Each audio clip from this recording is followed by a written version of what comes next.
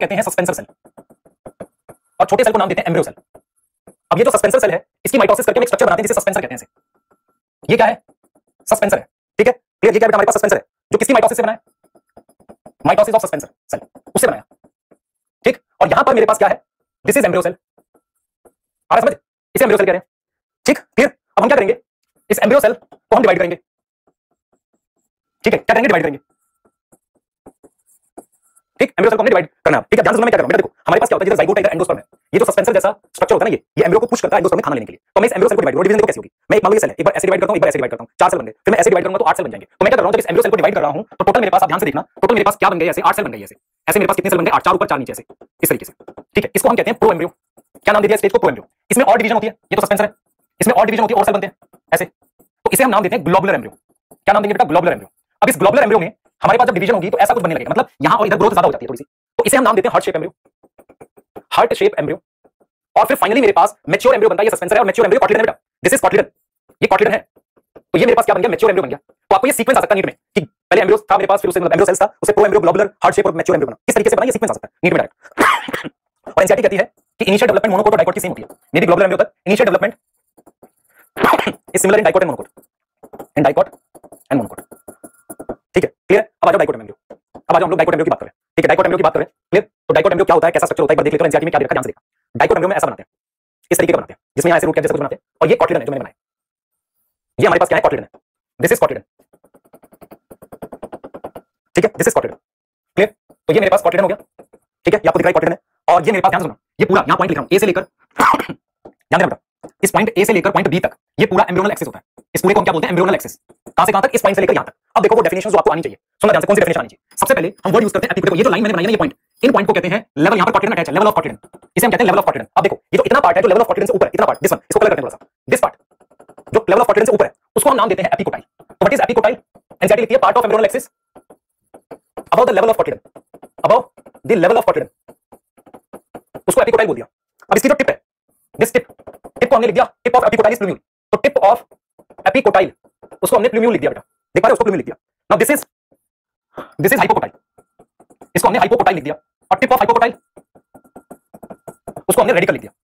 ठीक है, ये रूट कैप। तो ये डेफिनेशन आपको समझ आनी चाहिए बेटा कि मैं यहां से, देखो मैं इस तरीके से जो ये पार्ट लिख रहा हूं ना, पूरा ये एम्ब्रियोनल एक्सिस है, तो यहां से लेकर यहां तक एम्ब्रियोनल एक्सिस है। तो इस पॉइंट को लेवल ऑफ कॉटिलिडन कहते हैं। तो ये एपिकोटाइल हो गया, ये पूरा हाइपोकोटाइल। एपिकोटाइल के टिप को प्लूम्यूल कह रहे हैं और इसके टिप को रेडिकल कह रहे हैं। इस तरीके से हमने किया इसे। ठीक है, अब अगर मान लो मुझे मोनोकोट एम्ब्रियो देखना हो तो मोनोकोट एम्ब्रियो में भी ऐसे कुछ बनता है। देखो हम क्या करते हैं बेटा, ये ऐसे एम्ब्रियोनल एक्सिस लिखते हैं और इस तरीके से एक सिंगल कॉटिलिडन अटैच करते हैं ऐसे। ठीक है, ऐसे अटैच करते हैं और एक कॉटिलिडन डेवलप नहीं करता है, उसका पार्ट होता है। देखो हम क्या लिखते हैं, this is cotyledon, single cotyledon होता है। ठीक है, इन सम ग्रासेस इसका नाम स्क्यूटेलम रखते हैं। It is known as scutellum. बेटा सारे मोनोकोट में नहीं, इसको नाम देते हैं स्क्यूटेलम।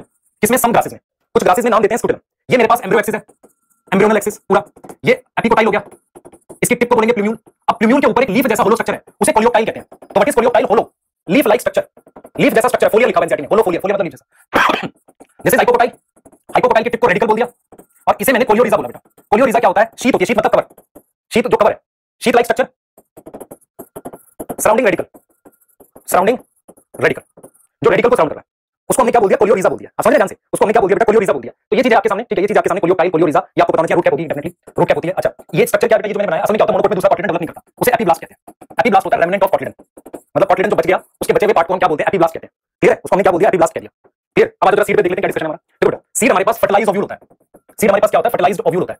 ठीक है, ओव्यूल के फर्टिलाइज होने पे हमारे पास सीड बनता है। सीड के अगर हम स्ट्रक्चर की बात करें कि सीड में क्या क्या चीज होती है, तो सबसे पहले मेरे पास सीड कोट होता है। सीड कोट किससे डेवलप करता है? डेवलप फ्रॉम इंटेगुमेंट, इंटेगुमेंट से आता है। उसके अलावा सीड में बेटा एम्ब्रियो होता है। एम्ब्रियो में दो पार्ट होते हैं, एक होता है एम्ब्रियोनल एक्सिस जो हमने बनाया, जिसपे एपिकोटाइल और हाइपोकोटाइल बनाया। दूसरा हम लिखते हैं कॉटिलिडन। ठीक है, कॉटिलिडन।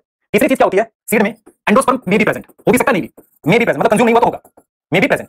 ठीक है, और वो एंडोस्पर्म सीड होता है। कुछ सीड में, इन सम सीड, जैसे कि ब्लैक पेपर है, ये आएगा बेटा ऐसा क्वेश्चन, और शुगर बीट, इसमें न्यूक्लियस रह जाता है। न्यूक्लियस पर्सिस्टेंट होता है। पर्सिस्टेंट का मतलब हो गया रह गया, तो उसे पेरिस्पर्म कहते हैं। मतलब क्या होता है बेटा? पर्सिस्टेंट का मतलब होता है कि वो खर्च नहीं हुआ था, पूरी तरीके से रह गया था, इसलिए उसको हम क्या नाम देते हैं? क्या नाम देते हैं? पेरिस्पर्म। तो बचे हुए न्यूक्लियस को हम पेरिस्पर्म कहते हैं। पेरी का मतलब सराउंडिंग, स्पर्म मतलब सीड, सीड में कुछ लेयर्स में सराउंडिंग साइड में होता है, तो इस वजह से। अब जब सीड की डेवलपमेंट होती है, ध्यान सुनना बेटा, तो उसमें क्या होता है? एक तो एम्ब्रियो डेवलप करता है, एम्ब्रियो डेवलप करके रेस्टिंग स्टेज में चला जाता है, गोज इनटू डॉर्मेंसी, और उसमें जो पानी का कंटेंट होता है, वाटर का कंटेंट, वो कितना आ जाता है? 10 to 15%, 10 से 15% आ जाता है। आप समझे? पानी का जो कंटेंट है वो 10 से 15% आएगा हमारे पास। ठीक है, 10 से 15% आएगा पानी का कंटेंट। क्लियर है? वो आ जाएगा। तो यहां पर आपको समझ में आना चाहिए कि सीड की डेवलपमेंट मतलब कैसे हो रही है कि पानी का कंटेंट कम कर देंगे और सीड में डोर्मेंसी में आ जाती है। डोर्मेंसी मतलब जर्मिनेट ना कर सके। अब सुनो ध्यान से, आपकी एनसीईआरटी में एक पिंक कलर का सीड बनाया, वो अनियन का सीड है, वो मोनोकोट है पर उसमें कॉटिलिडन लिखा है, और एक मेज का ब्राउन कलर का सीड है, स्क्यूटेलम लिखा है। तो scutellum is word for cotyledon, लेकिन सम ग्रासेस लाइक मेज। याद रखिए बात, आगे चलो। देखो सीड क्या देता है बेटा? एक तो ये वेरिएशन देता है, क्योंकि प्रोडक्ट है। दूसरा सीड कोट प्रोटेक्शन देता है। तीसरा क्या होता है बेटा, हमारे पास सीड जर्मिनेशन वाटर डिपेंडेंट, तो जैसे पानी को खोज लेता है। सीड जर्मिनेशन किस पे डिपेंड है, वाटर डिपेंडेंट है। उसके अलावा एनसीईआरटी ने एक बात लिखी है कि डिहाइड्रेशन और डोर्मेंसी ये एग्रीकल्चर का बेसिस है कि सीड ड्राई होता है और उसको स्टोर कर सकते हैं। डोर्मेंसी जो है due to which seed can be store, जिसकी वजह से सीड को स्टोर कर सकते हैं। और ये एक तरीके से बेसिस है एग्रीकल्चर का, बेसिस ऑफ एग्रीकल्चर। आगे समझ बेटा, ये बेसिस है किसका, एग्रीकल्चर का। अब सीड में बच्चे हमारे पास एक टॉपिक दे रखा है जिसमें वायबिलिटी ऑफ सीड रखी है। वायबिलिटी ऑफ सीड का मतलब ये हुआ कि सीड कितने लंबे समय तक, आप समझो ध्यान से, जर्मिनेट कर सकता है। उस सीड की लॉन्ग वायबिलिटी, उसमें दो प्लांट रखे, एक रखा है फिनिक्स डैक्टाइलिफेरा, वो 2000 ईयर के बाद जर्मिनेट किया था, और एक रखा बेटा लुपाइनस आर्क्टिकस। लुपाइनस आर्क्टिकस जो था प्लांट है बेटा, जो आर्कटिक टुंड्रा से मिला था, और ये कहां मिला था, डेड सी से। दोनों कंडीशन ऐसी कि सीड को पानी नहीं मिला होगा, तो ये आर्कटिक टुंड्रा से मिला था, ठीक है। और ये 10000 ईयर के बाद जर्मिनेट किया है, जर्मिनेट करके फ्लावर किया। तो कुछ सीड ऐसे होते हैं जिनके दोनों के एग्जांपल याद करने हैं आपने बिल्कुल ध्यान से, ईयर के साथ, जिनकी बड़ी लॉन्ग वायबिलिटी है। ऐसे बेटा मेरे पास नंबर ऑफ सीड, कुछ प्लांट ऐसे हैं जिनमें बड़े सारे सीड्स होते हैं, large number of tiny seeds होते हैं, large number of tiny seeds होते हैं। इनके नाम दे रखे हैं सेकंड लास्ट पेज पे ध्यान रखना। एक है ओरोबैंकी, ओरोबैंकी पैरासिटिक प्लांट है, स्ट्रिगा पैरासिटिक प्लांट है, ठीक है। फिकस बेटा क्या होता है, बरगद को बोलते हैं, पीपल को। और ऑर्किड, इनके अंदर हजारों सीड होते हैं छोटे छोटे, ठीक है। इसके डायरेक्ट क्वेश्चन आएगा कि which of the following is an example of large number of tiny seeds, ठीक है। अब मान लो हम फ्रूट को डिस्कस करें तो क्या है हमारे पास, फ्रूट क्या होता है बेटा, राइपेंड ओवरी होती है। क्या होती है हमारे पास, राइपेंड ओवरी। फ्रूट की पहले हम तीन टाइप पढ़ते हैं। एक पढ़ते हैं ट्रू फ्रूट। अच्छा, फ्रूट की जो वॉल होती है उसे पेरिकार्प कहते हैं बेटा। फ्रूट की जो वॉल होती है उसे हम क्या कहते हैं, पेरिकार्प कहते हैं, ठीक है। तो एक होता है ट्रू फ्रूट। ट्रू फ्रूट किससे डेवलप करता है, डेवलप फ्रॉम ओवरी, जो किससे डेवलप करे, ओवरी से, तो उसे हम ट्रू फ्रूट कहते हैं। एक होता है फॉल्स फ्रूट, जिसे हम सूडोकार्प कहते हैं बेटा। क्या बोलते हैं, सूडोकार्प। और ये किससे डेवलप करता है, फॉल्स फ्रूट, ध्यान से सुनना बच्चे। फॉल्स फ्रूट थैलेमस से, मतलब इसमें थैलेमस भी इन्वॉल्व हो जाएगा। और आपकी एनसीईआरटी में इसके जो एग्जांपल लिखे हैं वो लिखा है एग्जांपल कैश्यू, स्ट्रॉबेरी, ठीक है, कैश्यू, स्ट्रॉबेरी, ठीक है, और एप्पल। ये तीन एग्जांपल लिखे हैं किसके बेटा, हमारे पास फॉल्स फ्रूट के। फिर एक होता है parthenocarpic fruit. Parthenocarpic fruit seedless fruit होता है बेटा, सीडलेस फ्रूट होता है, इसमें सीड नहीं बनते। इसका एग्जांपल बनाना और टोमेटो है, बनाना मेनली याद रखना। तो एक क्लासिफिकेशन तो ये है टाइप ऑफ फ्रूट की। एक और क्लासिफिकेशन होती है हमारे पास टाइप ऑफ फ्रूट की, उसको देखो हम कैसे लिखते हैं। हम लिखते हैं बेटा, हम लिखते हैं कि जो फ्रूट है हमारे पास, हम लिखते हैं सिंपल फ्रूट।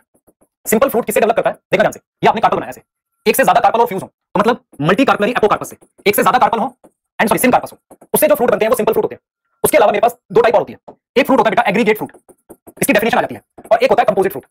फर्क देखना दोनों में बहुत ध्यान से, बहुत इंपॉर्टेंट है। एग्रीगेट फ्रूट क्या होता है बेटा, एग्रीगेट फ्रूट क्या होता है हमारे पास, ये देखें, एक से ज्यादा कार्पल है पर आपस में फ्री है, मल्टी कार्पलरी एपोकार्पस से। अगर आपसे पूछा जाए माइसीलिया किसमें आएगा, आप कहोगे एग्रीगेट में, मल्टी कार्पलरी एपोकार्पस से। ये डेफिनेशन आई है नीट में। इसका एग्जांपल है बेटा, एक तो स्ट्रॉबेरी है और कस्टर्ड एप्पल। कस्टर्ड एप्पल आपने देखा होगा, वो आ जाएगा इसमें, ठीक। कंपोजिट फ्रूट में क्या होगा, पूरा का पूरा inflorescence. What is inflorescence, flowers का ग्रुप, वो फ्रूट बना देता है। गिव फ्रूट एग्जांपल जैसे कि आपने बेटा वो देखा, जैक फ्रूट देखा है, पाइनएप्पल देखा है, ये सब इसी में आते हैं, या मलबरी। इसमें क्या होता है, पूरा का पूरा फ्लावर का ग्रुप से एक फ्रूट बन जाता है। अब ये ऐसे मैंने लिखा, सिंपल फ्रूट में बेटा दो टाइप होती है। एक होता है ड्राई फ्रूट। ड्राई फ्रूट क्या होता है आपको एक चीज समझनी है, जैसे फ्रूट की वॉल है जिसे पेरिकार्प कहते हो आप। अगर पेरिकार्प लेयर्स में डिवाइड नहीं होती, असल में क्या होता है, पेरिकार्प भी तीन लेयर में डिवाइड हो जाती है, एपिकार्प, मेसोकार्प, एंडोकार्प। तो अगर pericarp not divisible into layer तो उसे ड्राई फ्रूट कहते हैं। ये वो ड्राई फ्रूट नहीं है बेटा, तो नॉट डिविजिबल इनटू लेयर। इसमें मेरे पास एग्जांपल आता है मस्टर्ड वगैरह, मस्टर्ड पी, आप देखो ना वो आएगा। Now what is fleshy fruit. Fleshy में क्या होता है बेटा, पेरिकार्प लेयर्स में आ जाती है, वो खाई जाती है, पेरिकार्प लेयर में आ जाती है, कम इनटू लेयर, और वो एडिबल होती है। एंड क्या होगी, एडिबल होगी। जैसे कि मान लो मैंगो है, मैंगो में मेसोकार्प एडिबल है, आप समझ रहे हैं, ठीक है। फिर गुआवा हो गया, तो ये ऐसे फ्रूट को कहते हैं फ्लैशी फ्रूट, जिसमें पेरिकार्प तीन लेयर में आ जाती है, तीनों लेयर या कोई लेयर खाई जाती है, उसे फ्लैशी फ्रूट कहते हैं। क्लियर। तो ये टाइप ऑफ फ्रूट की कोई क्लासिफिकेशन आप एनसीईआरटी से चेक करेंगे, आपको बनने लगेगा। अब एक टॉपिक है बेटा जिससे क्वेश्चंस आते हैं अक्सर, और वो है एपोमिक्सिस। ध्यान से सुनना, मैं आपको समझा रहा हूं। देखो हम क्या करते हैं, हम ये समझते हैं कि जो एपोमिक्सिस वर्ड का एग्जैक्ट मीनिंग क्या है, ध्यान से समझना। हमारे पास क्या होता है, पार्थेनोकार्पी में सीड नहीं बनता बेटा, ध्यान रखना। पार्थेनोकार्पी जो है उसमें सीड नहीं है, इसका मतलब नो रिप्रोडक्शन लिख रहा हूं मैं। एपोमिक्सिस क्या है, एक ऐसी एसेक्सुअल रिप्रोडक्शन है जिसमें सीड बन जाता है। तो एपोमिक्सिस क्या होगा, हमारे पास क्या होगी, सीड डेवलपमेंट होगी विदाउट फर्टिलाइजेशन। सीड डेवलपमेंट होती है विदाउट फर्टिलाइजेशन। विदाउट फर्टिलाइजेशन हमारे पास सीड डेवलपमेंट हो जाती है। कैसे, देखो मान लो मैंने ये ओव्यूल बना दिया, इस तरीके से ओव्यूल बना दिया। आपको पता है कि ये जो एम्ब्रियो सैक है, इस एम्ब्रियो सैक में जाइगोट बनता है, उससे जाइगोट से एम्ब्रियो बनता है ना। लेकिन अगर मेरे पास ये सेल जो न्यूक्लियस का है, अगर न्यूक्लियस का डिप्लॉयड सेल माइटोसिस से एम्ब्रियो बना दे डायरेक्टली, तो ओव्यूल सीड बन जाएगा, ओव्यूल डेवलप इनटू सीड। तो इसका मतलब एक तरीके से एसेक्सुअल रिप्रोडक्शन डिप्लॉयड सेल से डायरेक्टली मैंने सीड बना दिया। तो इसका मतलब ये हुआ कि in apomixis some diploid cells can develop into embryo. वो किसमें डेवलप कर जाएंगे, एम्ब्रियो में डेवलप कर जाएंगे, जिसे आप एपोमिक्सिस कह रहे हो, ठीक है। एंड ओव्यूल किसमें डेवलप कर जाएगा, डेवलप इनटू सीड। आपकी एनसीईआरटी जब एग्जांपल दे रही है तो देखो क्या कह रही है, कह रही है कुछ ग्रासेस में ऐसा होता है, ठीक है, एस्ट्रासियाई सनफ्लावर की फैमिली है, वहां ऐसा होता है। और न्यूसिलस के थ्रू, न्यूसिलर के जो सेल है वो एपोमिक्सिस किसमें शो करते हैं, शो करते हैं मैंगो में, मैंगो और सिट्रस। व्हाट इज एपोमिक्सिस, किसी तरीके का एक डिप्लॉयड सेल, चाहे न्यूसिलस का हो चाहे इंटेगुमेंट का हो, अगर वो माइटोसिस से एम्ब्रियो बना ले तो एक तरीके से सीड बन रहा है, हमारे पास एक तरीके की कॉपी हो रही है, इसे हम एपोमिक्सिस कह रहे हैं। समझे आप, इसको एपोमिक्सिस कह रहे हैं। अब कई बार क्या होता है बेटा, जो ऑरेंज वगैरह होता है, देखो मान लो मेरे पास, ध्यान से देखना, ये ओव्यूल है, यहां पर जाइगोट से एक एम्ब्रियो बन जाए, ठीक है, और एपोमिक्सिस से न्यूसिलस से एम्ब्रियो बन जाए। तो इसका मतलब ये हुआ कि एक सीड के अंदर मोर देन वन एम्ब्रियो हो गया। ऐसा ऑरेंज में होता है या सिट्रस में, मोर देन वन एम्ब्रियो। इसे पॉली एम्ब्रियो नहीं कहते। हो सकता है न्यूक्लियस अलग से 10 एम्ब्रियो बन जाए। तो पॉली एम्ब्रियो का मतलब ये हो गया कि सिंगल सीड में मेरे पास मोर देन वन एम्ब्रियो है। और इसका एग्जांपल बेटा एनसीईआरटी ने बोला कि आपने ऑरेंज का जो सीड लिया, उस ऑरेंज के सीड को स्क्वीज किया तो उसमें से मेरे पास क्या निकले, एम्ब्रियो निकलते हैं, ठीक है। इसे हम क्या बोलते हैं, पॉली एम्ब्रियो बोलते हैं, ठीक है, क्लियर। और एपोमिक्सिस को आप कहां यूज कर सकते हो, हाइब्रिड सीड में। सुन लो ध्यान से, हाइब्रिड सीड कॉस्टली होते हैं और every time farmer need to purchase new seed, reason क्या है कि जो हाइब्रिड सीड है उसको जब ग्रो करते हैं तो मुझे क्रॉप तो बढ़िया मिलती है, पर जो उसके सीड है उसमें नॉट हैव सेम फीचर, उसको ग्रो नहीं कर सकते। मुझे क्रॉप तो बढ़िया मिल जाती है इसमें, तो हम क्या करेंगे, हाइब्रिड सीड की एपोमिक्सिस करेंगे, और एपोमिक्सिस से जो सीड बनाएंगे इट इज जेनेटिकली सिमिलर, क्योंकि एक तरीके का ये एसेक्सुअल रिप्रोडक्शन है। आपको समझ आ रही है बेटा? तो ये जेनेटिकली सिमिलर होंगे, तो मुझे हर बार नए सीड परचेज नहीं करने पड़ेंगे, और फार्मर की कॉस्ट कम होगी एग्रीकल्चर पे, क्योंकि जो हाइब्रिड सीड होते हैं उनके साथ दिक्कत ये होती है कि आप उनको एक बार उगा लो, ग्रो कर लो, दोबारा से जब आप उसको ग्रो नहीं कर सकते।